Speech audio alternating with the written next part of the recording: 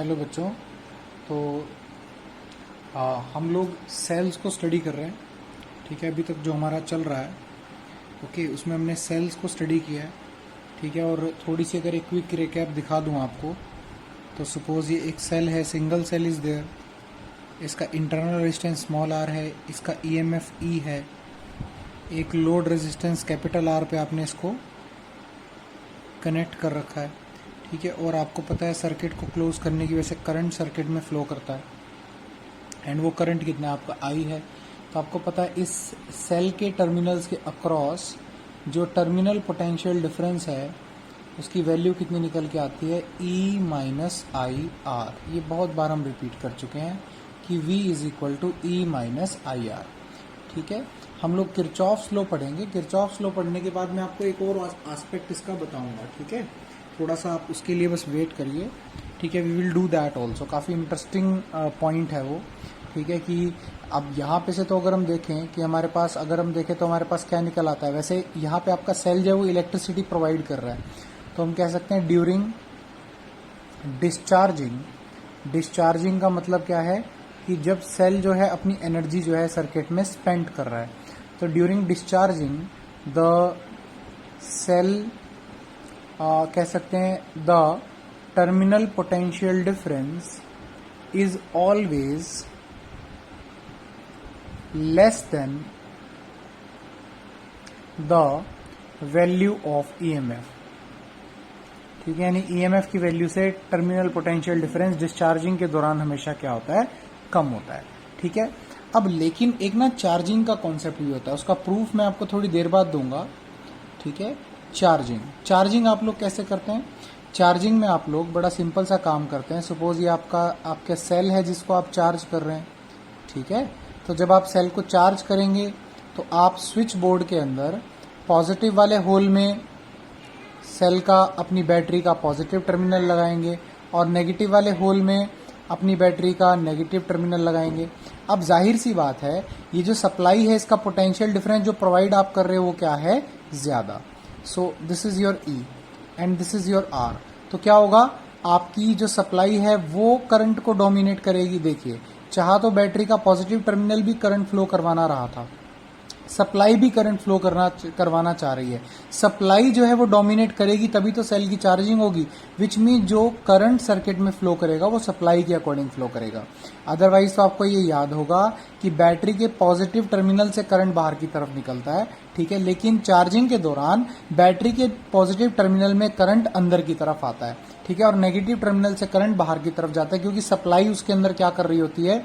देखिए, सप्लाई जो है वो चार्ज को एनर्जी दे के इस सेल के अंदर भेज रही है, और इस बार इस सेल में कौन सी रिएक्शन चल रही है, कौन से सेल की तरह बिहेव कर रहा है, इलेक्ट्रोलिटिक। ठीक है, यानी कि आपकी इलेक्ट्रिकल एनर्जी किस में कन्वर्ट हो रही है, it is getting converted into chemical energy. आपने केमिस्ट्री में बहुत अच्छे से ये पढ़ लिया है। ठीक है, यानी कि आपके पास इलेक्ट्रिकल एनर्जी केमिकल एनर्जी में स्टोर होगी है, और जब आप वापस इसको डिस्चार्ज करेंगे तो वापस आपकी केमिकल एनर्जी किस में कन्वर्ट हो जाएगी, इलेक्ट्रिकल में। तो डिस्चार्जिंग के दौरान आपका सेल कैसे बिहेव करता है, इलेक्ट्रोकेमिकल की तरह, और चार्जिंग के दौरान ये कैसे बिहेव करता है, इलेक्ट्रोलिटिक की तरह। तो याद रखिएगा, इस केस में जो टर्मिनल पोटेंशियल डिफरेंस है, हमेशा याद रखिएगा वो किसके बराबर होता है, ई प्लस आई आर। जब हम किरचॉफ्स लॉ कर देंगे तो मैं आपको इसकी डेरिवेशन भी करवाऊंगा। ठीक है, we will derive this expression also। ठीक है, बस थोड़ा सा ही टाइम है, आपका बैटरीज खत्म होती है हमारे पास, हम शुरू कर देंगे। तो याद रखिएगा, डिस्चार्जिंग के दौरान टर्मिनल पोटेंशियल डिफरेंस ई से कम होता है, लेकिन चार्जिंग के दौरान टर्मिनल पोटेंशियल डिफरेंस ई से ज्यादा होता है। समझिए, जब ये ज्यादा होगा तभी तो बैटरी की चार्जिंग करेगा। समझ आ गया ना, जब ये ज्यादा होगा तभी तो बैटरी को एनर्जी प्रोवाइड करेगा, तभी तो ईएमएफ से ज्यादा आ रहा है, ईएमएफ प्लस आईआर। ठीक है, वो आ रहा है टीपीडी के बराबर, किस टाइम, चार्जिंग के दौरान। और डिस्चार्जिंग के दौरान अगर हम बात करें तो ऊपर वाला कॉन्सेप्ट कौन सा था, डिस्चार्जिंग। तो याद रखिएगा, डिस्चार्जिंग के दौरान आपका टर्मिनल पोटेंशियल डिफरेंस किसके बराबर होता है, E minus I R. So during discharging terminal potential difference is always less than the EMF of the cell, and during charging the terminal potential difference is always more than the EMF of the cell। so let's proceed further, आगे चलते हैं। तो चलिए, recapitulate भी मैंने आपका करवा दिया। आज हमें जो स्टार्ट करना है, हमें कॉम्बिनेशन ऑफ सेल स्टार्ट करना है। It is very very important topic, combination of cells. ठीक है, तो देखिए, हम लोग जो कॉम्बिनेशन ऑफ सेल्स की बात करते हैं, आपको पता है एक सेल का जो सेल की जो एनर्जी प्रोवाइड करने की सर्किट में कैपेसिटी होती है वो काफ़ी कम होती है, जिसकी वजह से करंट भी काफ़ी कम फ्लो करता है। ठीक है, जैसे कि आप अपने टीवी के रिमोट में ही देखिए, आपके पास एक सेल से काम नहीं चलता। What you use to do, आप वहां पे 2 सेल लगाते हैं। कुछ रिमोट ऐसे होते हैं जहां पे ज्यादा एनर्जी की जरूरत पड़ती है, 4 सेल भी लगते हैं। कुछ आपने ऐसे केसेस भी देखे होंगे 10 भी लगते हैं। आपकी जो बैटरी आपने अपने घर में इन्वर्टर पे लगा रखी है, उसके अंदर बहुत सारे छोटे छोटे सेल होते हैं जो एक दूसरे के साथ ग्रुप कर रखे होते हैं आपने। ठीक है, यानी कॉम्बिनेशन कर रखा होता है सेल का। तो वाई कॉम्बिनेशन इज रिक्वायर्ड बेटा? A single cell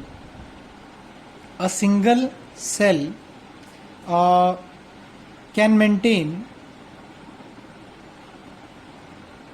only a very small value of current in the circuit. Okay? अब अगर आपको करंट ज्यादा चाहिए, therefore in order to get large amount of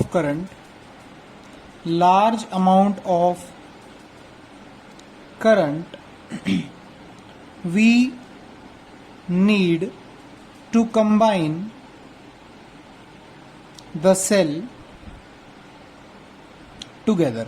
हम लोग सेल्स को एक दूसरे के साथ क्या करते हैं, कंबाइन कर देते हैं। ठीक है, सो हमारे पास यहाँ पे इसका मतलब हमारे पास क्या हो गया, कॉम्बिनेशन ऑफ सेल करके एक ताकि हमको करंट ज्यादा मिल सके। ठीक है, करंट की अमाउंट क्या मिल सके, ज्यादा।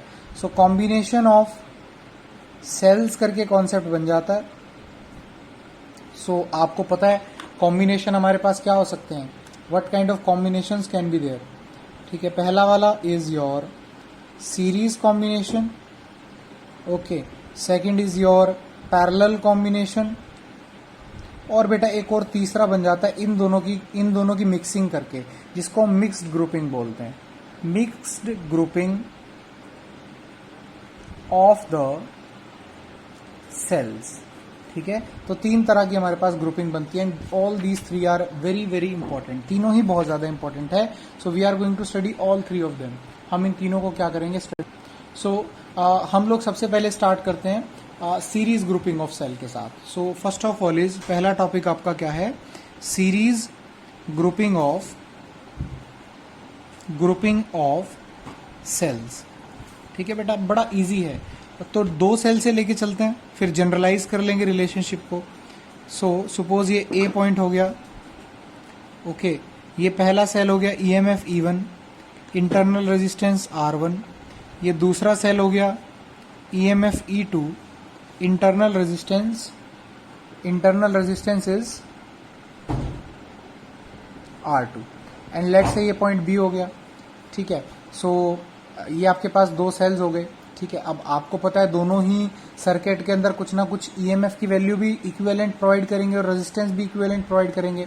सो मान लीजिए इनका इक्विवेलेंट सर्किट क्या आ गया, इक्विवेलेंट सर्किट आ गया कि मान लीजिए इनके कॉम्बिनेशन से सर्किट में कितना करंट फ्लो कर रहा था, I।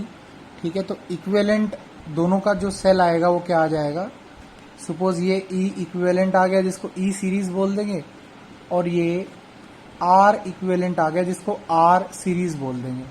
ठीक है, अब ये इक्विवेलेंट कब कहलाएगा, कि जब आपने इन दोनों को हटा के A और B के बीच में सिर्फ एक ही सेल ऐसा कनेक्ट किया जिसका ईएमएफ E इक्विवेलेंट था, रेजिस्टेंस इंटरनल R इक्विवेलेंट थी, और उन दोनों ने भी इन दोनों पॉइंट्स के, मतलब इस अकेले सेल ने भी इन दोनों पॉइंट्स के बीच में कितना करंट फ्लो करवाया, I। तभी तो इक्विवेलेंट कहलाएगा। समझिए कैसे इक्विवेलेंट कहलाएगा, कि मेरे पास किसी भी सर्किट के 2 पॉइंट्स थे A और B, ये दोनों सेल वहां पे लगे हुए थे, और उस पार्ट में सर्किट के कितना करंट दिख रहा था जाता हुआ, I, विच मीन्स इन दोनों सेल्स की वजह से कितना करंट फ्लो कर रहा था, I। ठीक है, और भी सोर्सेज हो सकते हैं। अभी हम फिलहाल बहुत सिंप्लीफाइड केस लेके चलते हैं कि ये दोनों सेल्स मिलके, इनकी इंटरनल रेजिस्टेंस भी आपको दे रखी है, ये कितना A और B पॉइंट्स के बीच में कितना करंट फ्लो करवा रहे थे, I। अब वो सेल इनका इक्विवेलेंट कहलाएगा, यानी इन दोनों के बराबर वो अकेला क्या कहलाएगा कि मैं इन दोनों सेल्स के बराबर एक अकेला हूं, कि यदि उसका ईएमएफ हमने सपोज कर लिया ई इक्विवेलेंट है, रेजिस्टेंस सपोज कर ली आर इक्विवेलेंट है, और अगर मैं उन्हें इन दोनों की जगह रिप्लेस करके उस अकेले सेल को कनेक्ट कर दूं तो वो भी ए और बी के बीच में कितना करंट फ्लो करवाए, आई। सो इन दैट केस हम क्या कहेंगे कि ये सेल और ये रेजिस्टेंस इंटरनल, ये इन दोनों इंटरनल रेजिस्टेंस की इक्विवेलेंट इंटरनल रेजिस्टेंस है, और इन दोनों ईएमएफ्स का जो इक्विवेलेंट ईएमएफ है वो ये है। तो सीरीज में कब होंगे? फर्स्ट ऑफ ऑल, सो बेटा cells are going to be in series कि व्हेन पॉजिटिव ऑफ, या फिर आप कह सकते हैं when negative of first is connected to positive of second. Okay, negative of second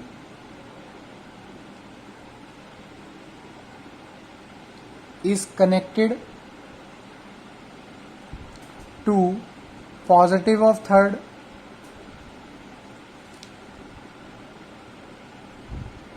and so on.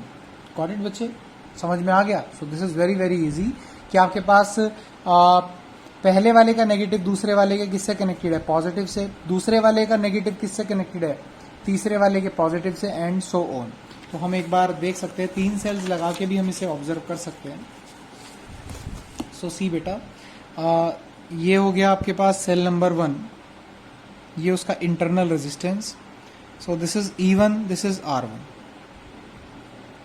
this is E2, this is R2। मैंने बताया था R1 एक्चुअली में सेल के अंदर ही प्रेजेंट होती है, आपको पता है ना। इलेक्ट्रोलाइट और इलेक्ट्रोड जो मिलकर रेजिस्टेंस प्रोवाइड करते हैं चार्ज के फ्लो को, वही आपकी क्या होती है? Internal resistance. तो आप ये मत सोचिए ये एक्चुअली बाहर है, ये एक्चुअली सेल के अंदर का ही पार्ट है, बस उसको दिखाने का तरीका है, ठीक है। After that you have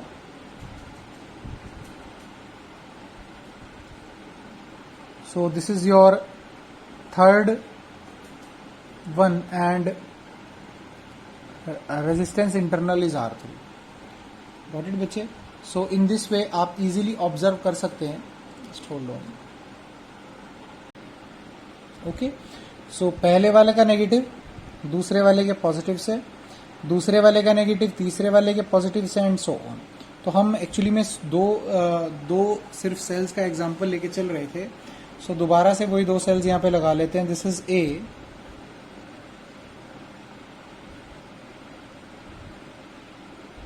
E1 R1, E2 R2, this is B. Got it बच्चे? तो बड़ा आसान है, और आपको पता है पॉजिटिव टर्मिनल से ही करंट निकलता है। So this will be the pattern of flow of current. So this is I. Got it बच्चे? काफ़ी इजी है। तो अब आप यहाँ पे एक बीच में ना एक पॉइंट कंसीडर कर लो अपनी मर्जी से, सी नाम रख लेते हैं।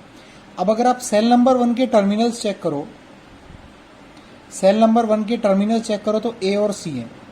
तो ए और सी के बीच की वोल्टेज जो है टर्मिनल पोटेंशियल डिफरेंस होगी, terminal potential difference. So this is called as terminal potential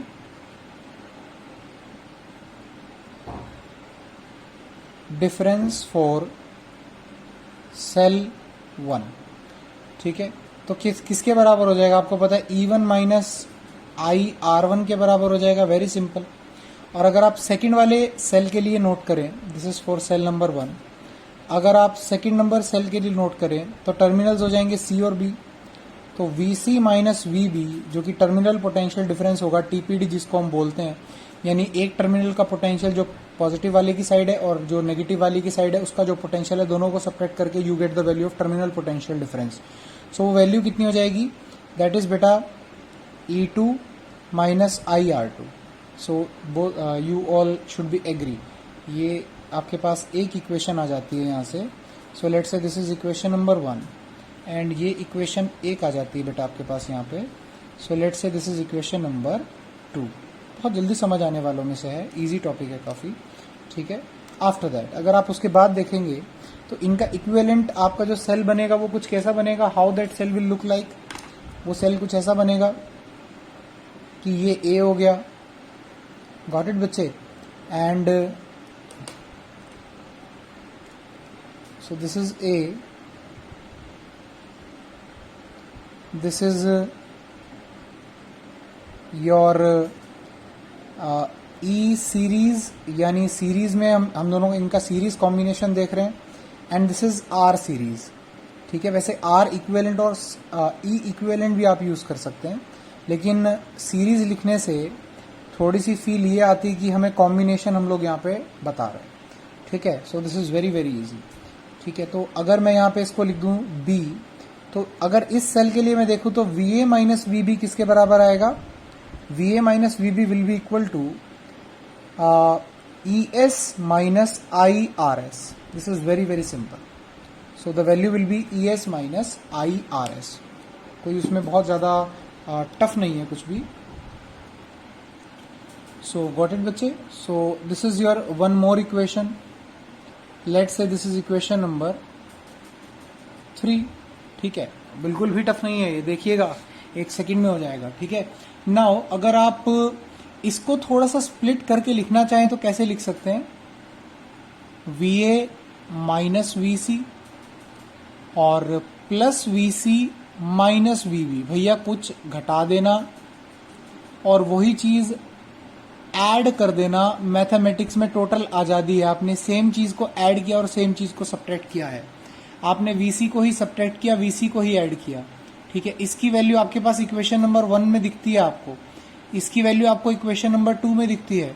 सो इसके बाद हम क्या लिखेंगे, इसकी वैल्यू कितनी हो जाएगी, the value will be equal to कितनी है, E1 minus I R1, got it बेटा। एंड इस वाले फैक्टर की वैल्यू कितनी है, E2 minus I R2 is equal to ES minus I RS, got it बच्चे। सो आप EMF वाली टर्म्स को अलग से क्लब करके लिख लीजिए। सो यही इक्वेशन आपकी क्या बन जाएगी, E1 प्लस E2, और ऐसे ही करंट वाली जो टर्म्स हैं इनको अलग से क्लब कर लीजिए। तो माइनस आई दोनों में से कॉमन आ जाएगा, अंदर यहाँ प्लस R1 रह जाएगा, वहां प्लस R2, तो R1 plus R2 it is equal to, right hand side में अगर हम देखें तो हमारे पास क्या है, ES minus I RS। Compare कीजिए, अगर आप EMF वाली टर्म को, EMF ऑब्वियसली EMF वाली टर्म किसके साथ कंपेयर होगी, EMF वाली टर्म के, ठीक है, और करंट और रेजिस्टेंस के प्रोडक्ट वाली उन दोनों के साथ होगी। सो अगर इसको इसके साथ कंपेयर करेंगे सो हमारे पास क्या आ जाएगा, what we are going to get कि ES हमारा कितना हो गया, it is equal to E1 plus E2। And अगर आप यहाँ पे I है माइनस का और यहाँ पे भी माइनस का I है तो छोड़ दीजिए। अगर आप RS और R1 प्लस R2 को कंपेयर करेंगे तो यहाँ पे I माइनस आई के साथ RS है और यहाँ पे माइनस आई के साथ R1 प्लस R2 है। तो बहुत सिंपल है, RS यानी किसके बराबर होना चाहिए, R1 प्लस R2।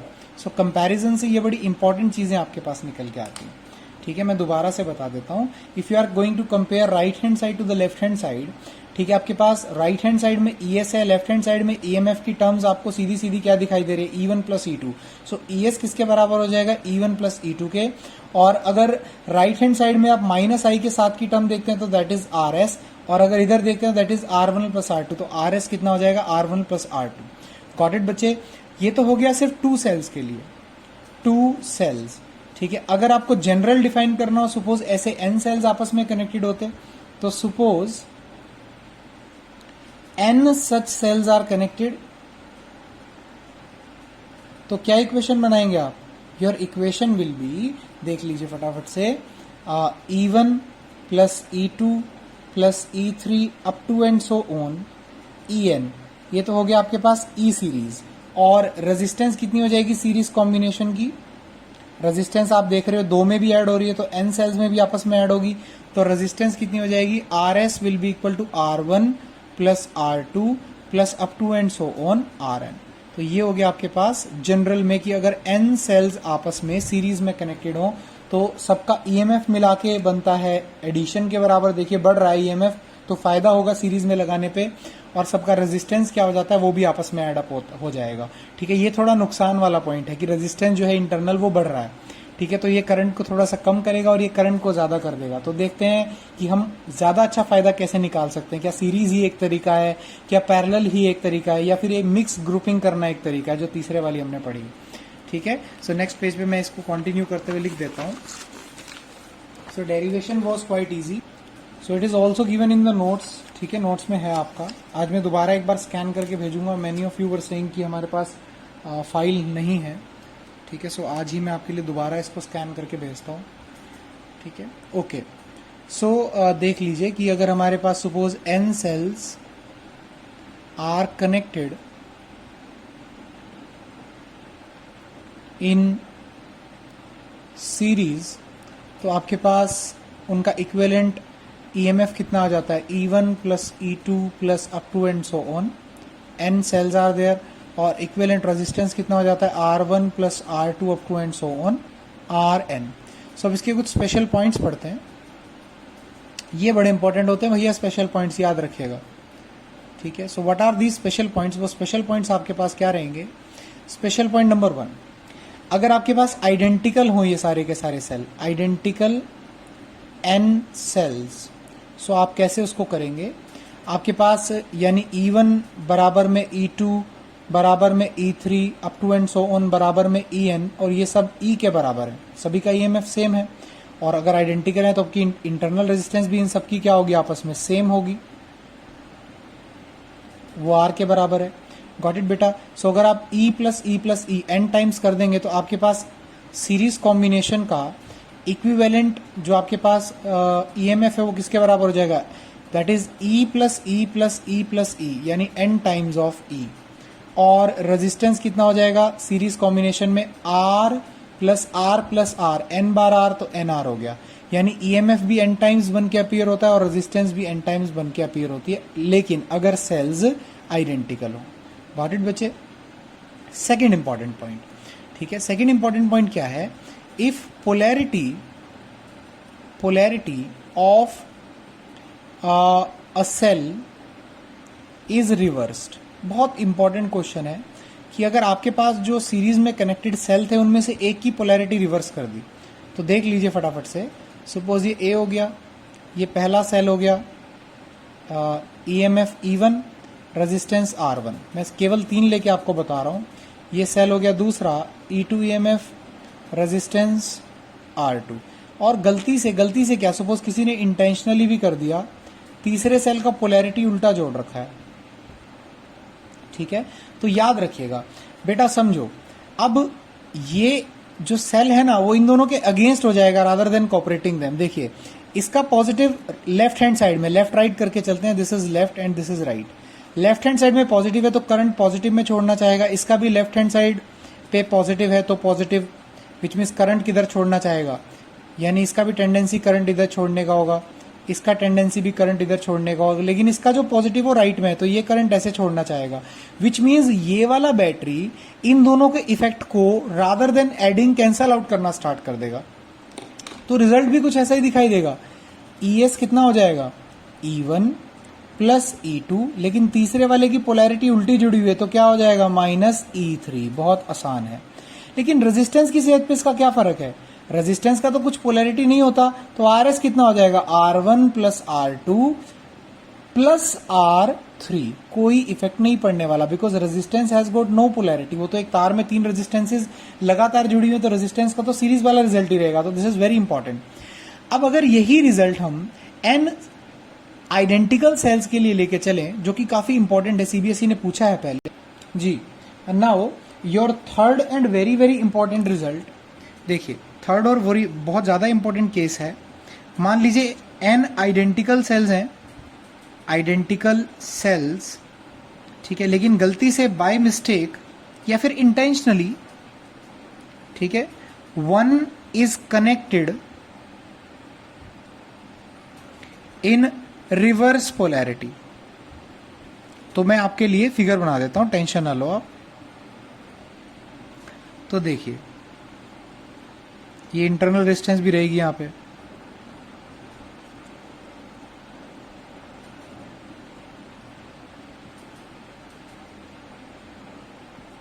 कितने हैं ऐसे, n such cells are there, ठीक है। लेकिन आपके पास कोई भी एक सेल बीच में हमने उठा लिया कॉन्टिन्यूटी में चलते चलते, उसका पोलैरिटी जो है वो अपोजिट जुड़ा हुआ है,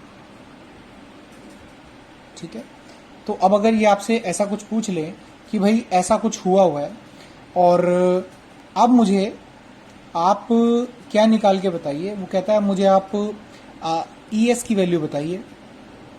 यार बड़ा इजी है, जब ये कॉन्टिन्यूटी में था तो n ही आता था आंसर, यानी n सेल्स एक दूसरे के EMF में एड अप करते थे।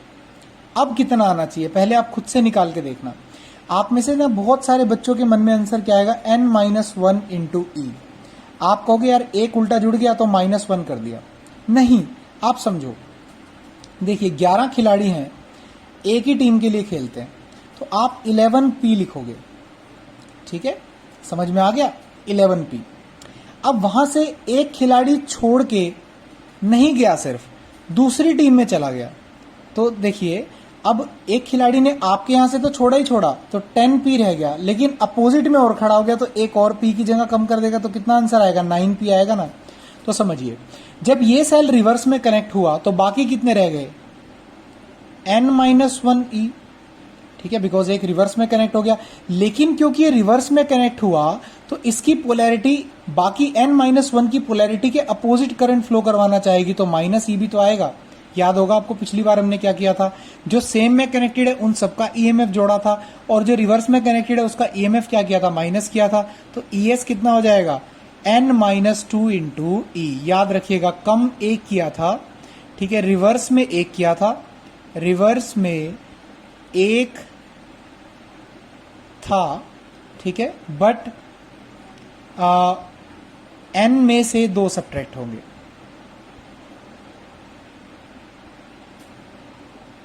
बहुत इंपॉर्टेंट है ये, ठीक है। जैसे कि अगर मैं आपसे कह दूं अब 2 cells are connected in reverse polarity,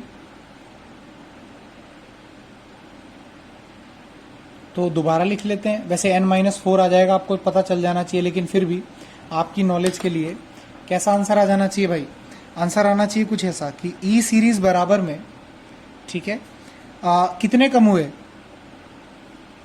2, लेकिन वो दोनों अपोजिट में भी तो जुड़ गए, तो कितना आंसर हो गया, क्लियर हुआ आपको। रेजिस्टेंस की सेहत पे कोई फर्क नहीं है, वो कितनी आएगी, that will be NR। Please इसको थोड़ा याद रखिएगा, वेरी वेरी इंपॉर्टेंट। अब एक और बहुत ज्यादा इंपॉर्टेंट पॉइंट है, एंड उसी चीज पे बेस्ड है जो आज आपको अभी लेक्चर की स्टार्टिंग में बताई थी। व्हाट वाज दैट थिंग, वो है क्या कि देखिए सिर्फ केवल 2 का ही एग्जांपल लेके बता रहा हूं, या फिर आप कितने भी ले सकते हो, it doesn't matter.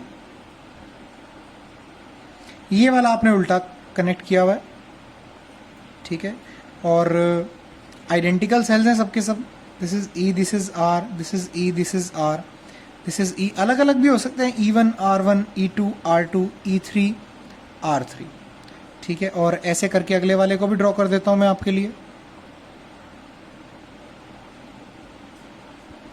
E4 R4, और ऐसे करते करते कितने सेल्स का सीक्वेंस आ जाएगा, n सेल्स का, ठीक है।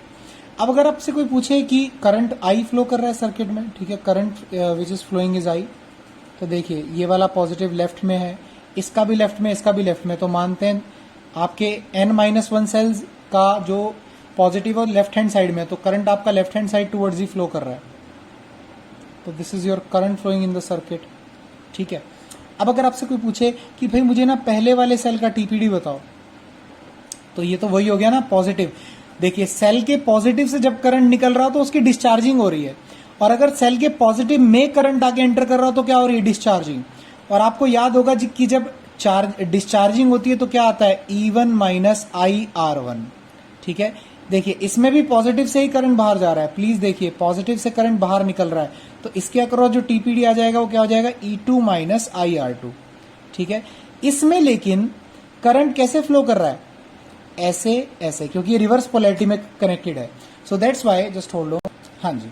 So what you can see, आपके पास पॉजिटिव के अंदर जो है, पॉजिटिव टर्मिनल की तरफ करंट आ रहा है, विच मीन सेल की चार्जिंग हो रही है। तो चार्जिंग में क्या रिलेशनशिप बताया था आपको, दोनों आपस में ऐड रहते हैं। वेरी वेरी इंपॉर्टेंट, एग्जाम में ये क्वेश्चन पूछा गया एक बार, ठीक है, कि आपके पास जो रिवर्स पोलैरिटी में कनेक्टेड था उसके अक्रॉस टीपीडी बताइए, और कोई भी एक उठा लिया जिस जो प्रॉपर पोलैरिटी में कनेक्टेड था जिसमें सारे कनेक्टेड थे उसके अक्रॉस बताइए। तो याद रखिएगा रिवर्स पोलैरिटी वाले के लिए क्या आएगा, रिवर्स पोलैरिटी वाले सेल के लिए क्या आएगा कि जी V उस सेल का ith सेल है मान लीजिए is equal to E ith plus I R ith, और आपके सेम पोलैरिटी में कनेक्टेड जो सेल है, ठीक है, उसके लिए क्या आ जाएगा, ठीक है, क्योंकि आपको पता है जो ज्यादातर सेम में कनेक्टेड है उन्हीं की वजह से करंट डोमिनेट करेगा ये बैटरी जब तक बहुत ज्यादा बड़ी ना हो, ठीक है। सो और अगर आइडेंटिकल है तब तो शॉर्ट यही आंसर आएगा, तब तो ई बराबर ही हो जाएंगे सबके। तो अगर आपके पास सेम पोलैरिटी में कनेक्टेड हैं जो, उनके लिए क्या रिजल्ट आएगा, ई प्लस आई आर, जो भी ई नंबर सेल है जो भी उसकी रेजिस्टेंस है इंटरनल माइनस आएगा, सॉरी, ठीक है। सो जो सेम पोलैरिटी में कनेक्टेड है for them it is E minus R, और जो रिवर्स में कनेक्टेड है उसकी चार्जिंग हो रही होगी तो उसके लिए क्या हो जाएगा, प्लस का साइन आएगा। सो this is very very important, huge importance का है ये। ओके, तो अब कौन सा कॉम्बिनेशन आ जाता है इसके बाद, your parallel combination. Parallel combination यार बड़ा लड्डू सा है, आप लोग पहले से ही जानते हो कैसा रहता है, ठीक है, मतलब वैसे लड्डू नहीं है लेकिन समझने में बहुत लड्डू है। ओके, नहीं समझने में थोड़ा सा मैं उल्टा बोल गया कि ऐसा भी नहीं है कि बहुत टफ है, लेकिन बच्चे अक्सर इसमें गलती कर देते हैं एग्जामिनेशन के अंदर, ठीक है। तो थोड़ा सा बस कॉशियस रहना है, थोड़ा सा संभल के करनी है, डेरिवेशन हो जाएगी, ठीक है। ये हो गया। अब ये देखिए, अगर आप देखें तो पॉजिटिव पॉजिटिव दोनों कॉमन से कनेक्टेड हैं, और नेगेटिव अपनी इंटरनल, मैंने फिर से बताया ये इंटरनल रेजिस्टेंस सेल के अंदर होती है, तो समझिए ये चीज़ इसके भीतर प्रेजेंट है इनसाइड। तो पॉजिटिव पॉजिटिव से कनेक्टेड है और नेगेटिव नेगेटिव से कनेक्टेड है। बहुत से बच्चे बोलते हैं यार क्या बोल रहा है तू, बीच में रेजिस्टेंस आ गई, ठीक है, बात उनकी भी सही है क्योंकि सिंबल ऐसा बनाया जाता है, ठीक है। अदरवाइज आप ये समझ के चलिए कि आपके पास ये चीज इनसाइड द सेल है, तो पॉजिटिव और नेगेटिव टर्मिनली आपके सामने तो ओपन है, R1 तो अंदर है सेल के अंदर, डब्बे के अंदर की चीज है बैटरी के सेल के, ठीक है। सो देखिए अब पॉजिटिव इस तरफ है तो आपको पता है पॉजिटिव टर्मिनल से ही करंट जो है वो फ्लो करता है, तो विच मीन्स पीछे भी कुछ ऐसे ही आ रहा होगा, ठीक है।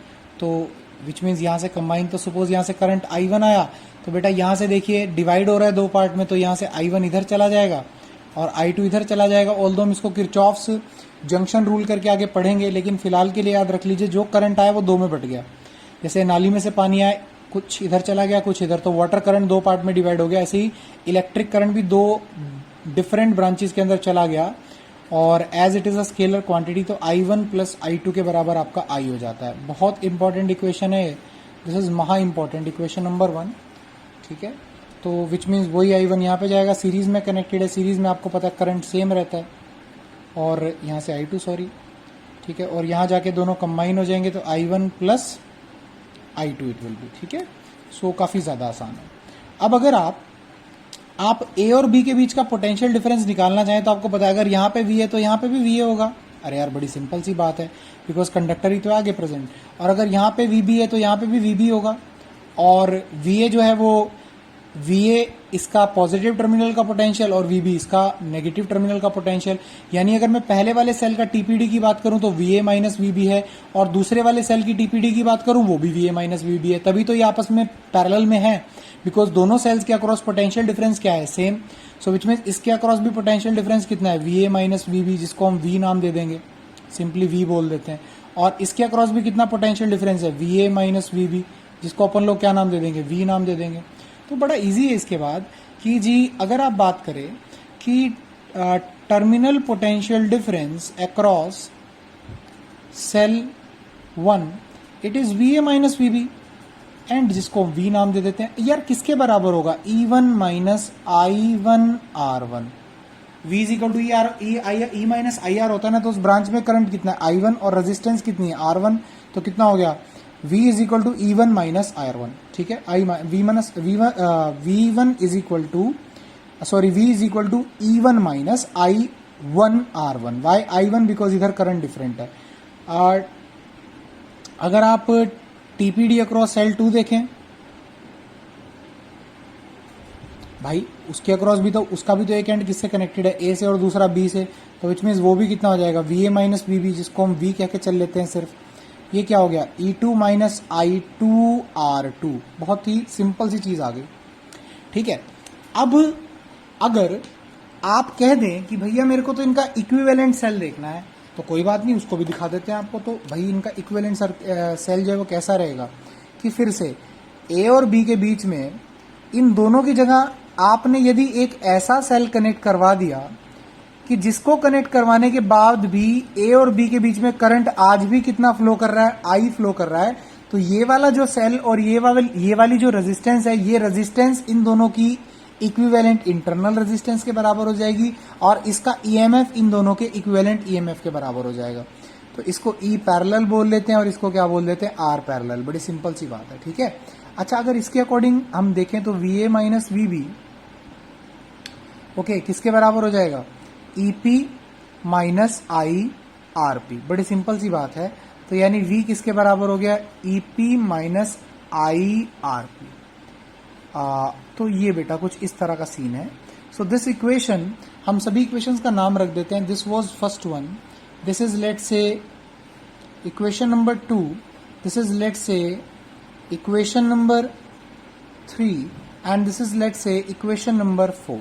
गॉट इट बच्चे, सारी इक्वेशंस का हमने नामकरण यहाँ पे कर दिया है और अभी यूज भी करेंगे उन सबको। ठीक है, ओके। अब इसके बाद आप जरा पहली वाली पे आ जाइए। अगर इक्वेशन नंबर फर्स्ट को देखते हैं, मैं यहीं पे आपके लिए सॉल्व करूंगा because I think page change करने से रिदम थोड़ा खराब होता है। ठीक है, अब अगर आप इस इक्वेशन को देखें, इक्वेशन नंबर 2, तो वहां से आप I1 निकाल सकते हैं। तो फ्रॉम इक्वेशन 2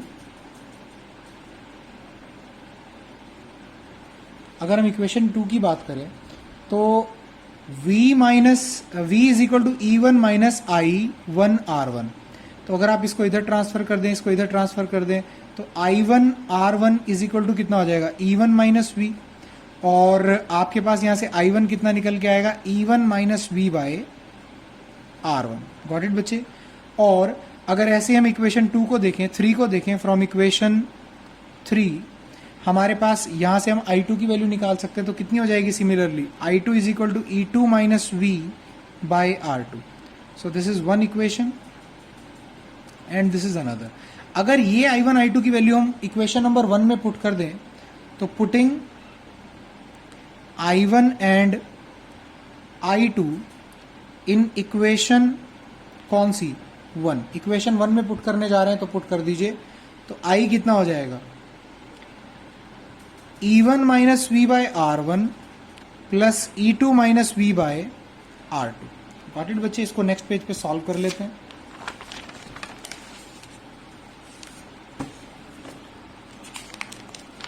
तो लीजिए, आपकी रेफरेंस के लिए थोड़ा सा खोल के भी रखते हैं, लेकिन कोई फायदा नहीं है, रिवर्स में है। ठीक है, सो सी आपके पास कितना हो गया, I is equal to E1 minus V by R1 plus E2 minus V by R2। Got it बच्चे। अच्छा, अब ना आप इसमें से मुझे बस V की वैल्यू निकाल के बता दो। मैं थोड़ा सा ये चाह रहा था कि आप मुझे V निकाल के बता देते, कोई बात नहीं, निकल जाएगा। तो I इज इक्वल टू कितना हो गया,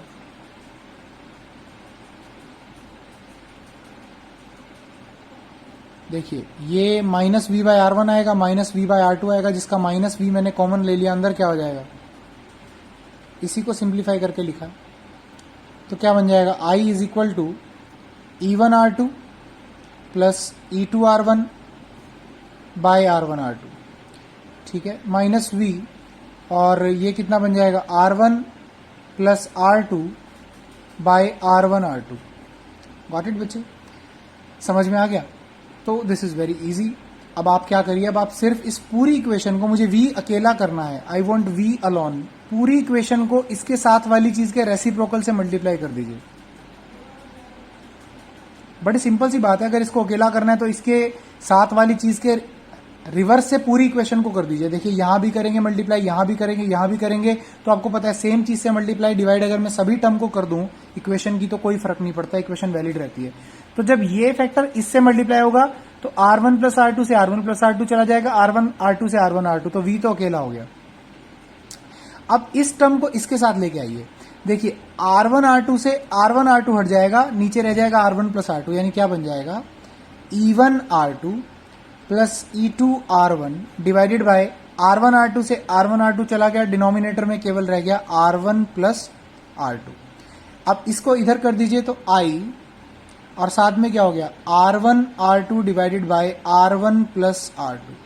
गॉट इट बच्चे? V को अकेला करना था तो पटकिए इसको इधर और लेके जाइए इन भाई साहब को इधर, तो आपके पास V किसके बराबर हो जाएगा E1 R2 plus E2 R1 divide by R1 plus R2 minus I into में R1 R2 by R1 plus R2। Clear हो गया? ओके अब इक्वेशन नंबर 4 को याद कीजिए, मैं पलटी मार के आपको दिखा देता हूं। ठीक है, ये रही इक्वेशन नंबर 4। आपके पास V किसके बराबर है EP यानी पैरेलल कॉम्बिनेशन का net EMF minus I into में RP यानी पैरेलल कॉम्बिनेशन की नेट रेजिस्टेंस। तो मैं इसको वहां लिख देता हूं आपके सामने, इजी रह जाएगा कंपेयर करना। सो V इज इक्वल टू क्या हो गया, लेट्स से ये इक्वेशन नंबर जो भी आपकी कॉन्टिन्यूटी में चलेगी, हमारे पास अर्लियर हमारे पास इक्वेशन नंबर थी 4 तक, इसका नंबर इक्वेशन नंबर 5 रख देते हैं। ठीक है, और ये क्या हो गया EP माइनस IRP, ये इक्वेशन नंबर 4 है आपकी। दोनों को कंपेयर करेंगे, V की जगह V है, लेफ्ट हैंड साइड तो बराबर है तो राइट हैंड भी बराबर होगी, तो विच मीन्स ये वाला फैक्टर किसके बराबर होगा इसके, और जो माइनस I के साथ वाली टर्म है वो किसके बराबर होगी RP के। तो बताइए EP कितना निकल के आ गया, EP निकल के आ गया E1 R2 plus E2 R1 by R1 plus R2, और आपके पास RP कितना निकल के आ गया R1 R2 by R1 plus R2। ठीक है, नेक्स्ट पेज पे लिख लेते हैं एक बार।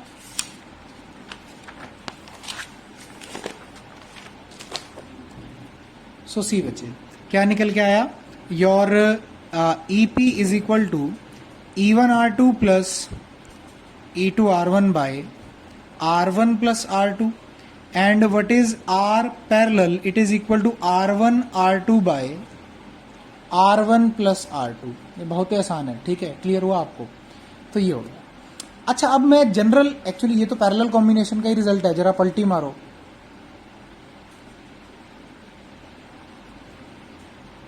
ऐसा ही हो जाएगा रेसिप्रोकल करने पे, तो 1/RP क्या हो जाएगा R1 R2 को इसके भी नीचे लीजिए और दूसरे वाली के भी नीचे लीजिए।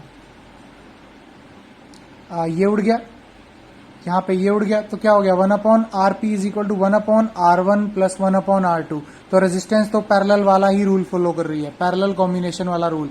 तो अगर n लगी होंगी तो क्या हो जाएगा 1/R1 प्लस 1/R2। अगर n सेल्स लगे होंगे तो कितना आंसर आएगा 1/Rn। बहुत आसान है, यानी n सेल्स के लिए रेजिस्टेंस का फॉर्मूला पैरेलल वाला ही चलेगा। ठीक है, parallel combination of resistances, parallel combination, तो इंटरनल रेजिस्टेंस आपकी पैरेलल कॉम्बिनेशन वाले फॉर्मूले से आ जाएगी ऑफ रेजिस्टेंसेस। अब जो कहानी सारी आके टिकती है ईएमएफ के बारे में टिकती है। अच्छा अब अगर आप इसको थोड़ा सा देखना चाहो तो आप लोग क्या करो, आप लोग इस वाली टर्म को अगर आप 7th 6 हो गई थी ना, 7th नाम दे दें और इसको नाम दे दें 7th की थी शायद, यस 5th थी, 5th एंड ठीक है। सो इसको अगर हम 6th नाम दे दें और इसको क्या नाम दे दें 7, तो आप इन दोनों को एक दूसरे से डिवाइड करिए, जस्ट बड़ा अच्छा फॉर्मूला निकल के आएगा। EP by RP is equal to E1 R2 plus E2 R1 by R1 plus R2 divided by R1 R2 by R1 plus R2। ये दोनों आपस में कैंसल आउट हो गए। सो EP बाय RP किसके बराबर आया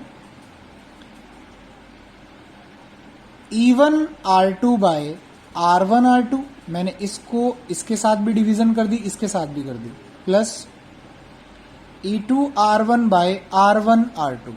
उड़ाइए तो कितना हो गया E parallel by R parallel, यानी equivalent EMF of cells in parallel and resistance of internal resistance of those cells in parallel connected in parallel E1 by R1 plus E2 by R2। अच्छा, अगर n sales लगे होंगे तो क्या हो जाएगा, ध्यान से देखो, बड़ी इंपॉर्टेंट चीज पे जाने वाले हो। n सेल्स के लिए हो जाएगा EP by RP is equal to E1 by R1 plus E2 by R2 plus E3 by R3 up to and so on En by Rn। यानी अब आप EMF भी कनेक्ट कर सकते हैं एक दूसरे के साथ।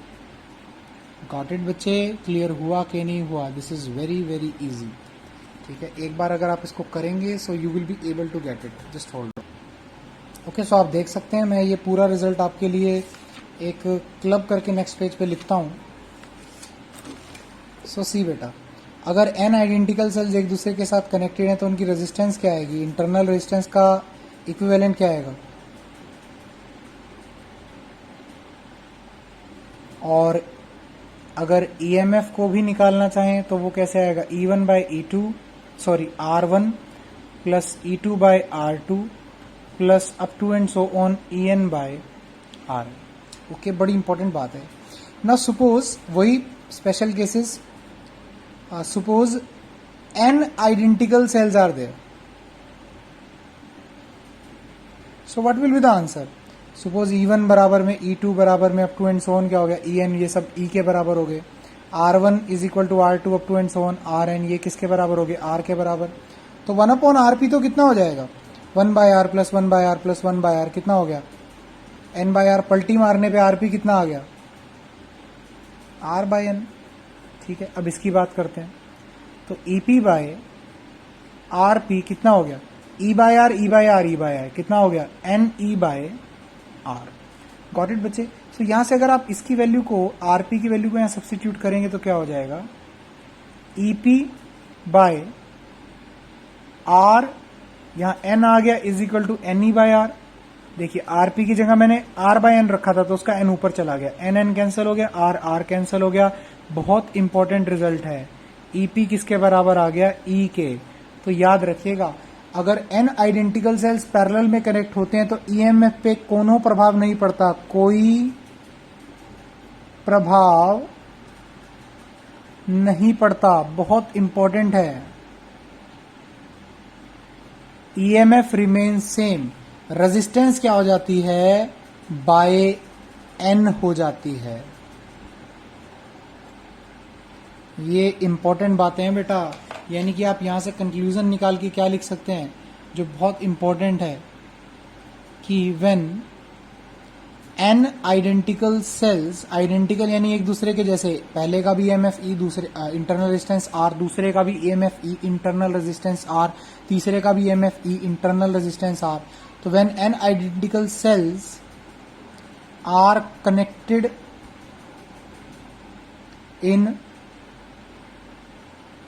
पैरेलल, तो आपके पास रेजिस्टेंस तो क्या हो जाती है, बाय n हो जाती है, याद रखिएगा। और सबका EMF जो मिला के आता है बेटा, उस पे कोई भी इफेक्ट नहीं पड़ता, वो सिंगल सेल के EMF के बराबर ही रहता है। ठीक है, EMF will be equal to the EMF of the single cell. यानी आप पैरेलल में आइडेंटिकल सेल्स को क्लब करके उनका EMF नहीं बढ़ा सकते। ठीक है, EMF will remain same, where as the internal resistance will become by n, जितने भी सेल्स हैं by n। Okay, so tomorrow we will do mix grouping and maximum power transfer theorem. दोनों बहुत इंपॉर्टेंट हैं, बट फॉर दैट यहां तक आपका कवर होना चाहिए बहुत अच्छे से।